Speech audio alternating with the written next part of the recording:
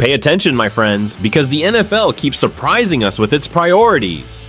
While we wait for grand moves, for signings that truly change the level of a franchise, the Chicago Bears, the Bears, they are busy with the essentials, the basics, the fundamentals. That's right, Scott Daly, the long snapper. That guy who, if you hear his name, probably means something very bad happened on the field. And the Bears, after making some noise with Drew Dahlman, Dio Odeyingbo, and Grady Jarrett, decided that the next logical step was to keep Scott Daly for another year. 1 year. For what?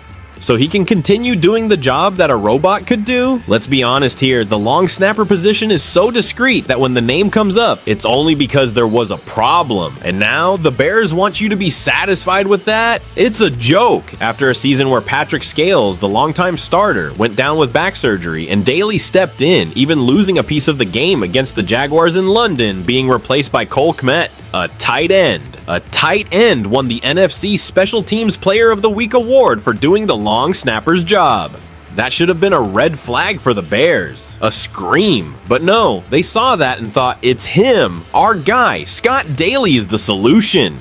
Look, if you're a Bears fan and you haven't clicked that subscribe button, left a like, and vented your frustration in the comments, you're missing the chance to make your voice heard. We can't let a team settle for mediocrity. We can't accept normalcy. They're bringing back the special teams trio, Cairo Santos, Torrey Taylor, and now the untouchable Scott Daly. It's a special teams core for the 2025 season. This is what they're focusing on while the rest of the league is chasing quarterbacks, explosive receivers, and game-changing defenders. It's a mentality that drives me crazy. Where's the ambition, Chicago? Where's the hunger for domination? Are they building a team that will compete for a Super Bowl or for the best long snapper award?